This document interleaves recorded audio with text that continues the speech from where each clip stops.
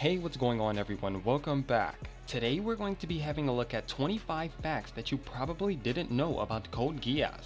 Before we hop into the list, I'd just like to say that this is actually one of my favorite series. And of course, like always, I figured why not make a list for this series. And with that being said, let's hop in. Number 1. Code Geass began as a concept developed at Sunrise by Ichiro Okochi and Goro Taniguchi, who later proposed it to producer Yoshitaka Kawaguchi. The basic idea for the plot consisted of a hero who led a secret organization, which later developed into a conflict between two characters with different values, who eventually became Lelouch Lamperouche and Suzaku Kururugi. Number 2. During the initial planning stages, Kawaguchi also contacted the noted manga artist group Clamp. This was the first time Clamp had ever been requested to design characters from an anime series. Clamp signed onto the project early during the development stages and provided numerous ideas, which helped develop the series setting and characters. Number 3. Both seasons of Code Geass have been licensed for release in the US by Bandai Entertainment. The first season began airing April 2008 on Cartoon Network's Adult Swim programming block in the US. The second season began airing shortly after, immediately following the first season, both viewable in English on Adult Swim. The series finale premiered on June 7th, 2009, ending the second season as well as the rest of the story.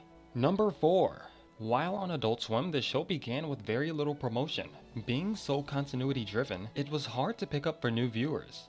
Number 5. Some of us may know that Code Geass is one of the most popular anime series worldwide, but did you know that Sunrise expected it to be a failure? Goro Taniguchi was an untested director, however he did have a few anime under his resume. He is known to be a perfectionist, and Code Geass was actually going to be the first series he wrote. Sunrise did not make the development easy for Taniguchi and his staff, as season 1 was cut from 50 episodes down to 25. Instead of the standard 8 episode buffer that most shows have, the team was only given 3 to 4. Taniguchi's team didn't even have a photocopier and often had to borrow equipment from other Sunrise teams.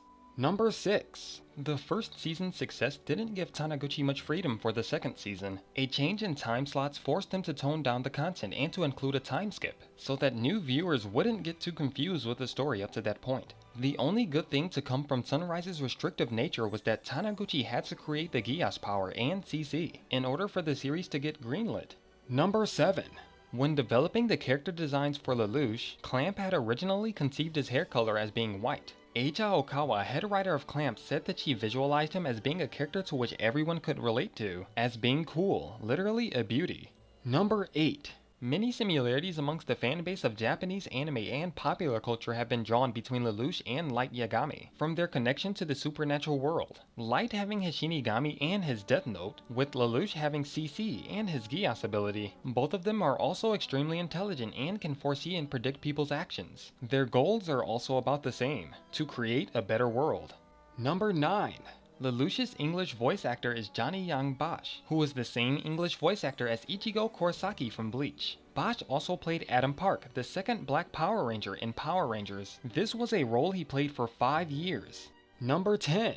Both Suzaku and his father have the same names of 2 of the 4 symbols in the Chinese constellation, Suzaku being the vermilion bird of the south, and Genbu being the black tortoise of the north.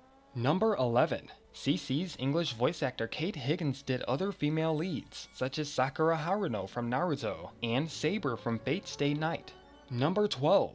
Interesting enough, Pizza Hut actually sponsored the Japanese version of Code Geass, as many Pizza Hut references can be seen. CC even has an obsession for the pizza and often orders it constantly. She also has a large amount of souvenirs, including a plush doll that she's often seen holding. In the English version, however, the Pizza Hut references were edited out, because of the DVDs being sold in the US and Canada. And unfortunately, it can be very expensive to have a product placed in any TV show aired in US. When one of the Bandai subsidiaries of Sunrise was asked about this, they then replied, "Unfortunately, the Japanese rights holders did not clear the Pizza Hut logo for outside Japan. However, we did try to get permission and Pizza Hut declined to give us permission." Number 13. CC is given quite a few nicknames throughout the series. The first being Immortal Witch, second Pizza Girl, third Zero's Woman, fourth Zero's Mistress, fifth Witch of Britannia, however this is mentioned in Nightmare of Nunnally only, and last but not least, Cheshire Cat, but this is only mentioned in OVA. Number 14. Geass or Geass is a term used in Irish mythology that means contract or vow. Number 15.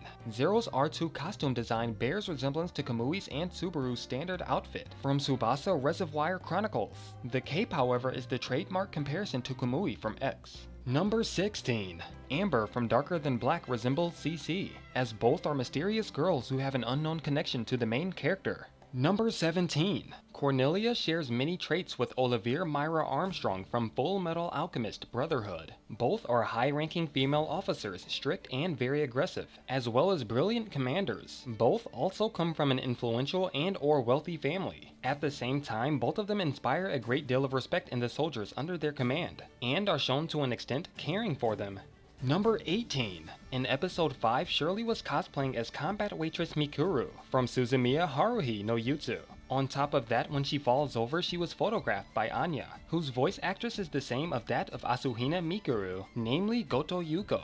Number 19. Euphemia shares a number of character traits with Lacus Klein from Gundam Seed, such as their similar peace-loving personalities, pacifistic natures, and hair color. Her love interest, Kira Yamato, is also similar to Suzaku. Both are brown-haired pacifists and are mecha pilots of their respective series. Number 20. Akiza Izinski from Yu-Gi-Oh! 5Ds bear striking resemblance to Colin. Both of them have a crimson theme as well as a similar hairstyle. Personality-wise, they're not exact, but similar since they try to isolate themselves from the present society during the story, and are hostile to people they perceive as enemies. They also have possible romantic feelings for the main protagonist of their respective series. By the way, I'm not sure about any of you, but that Yu-Gi-Oh! 5Ds opening was amazing. Number 21.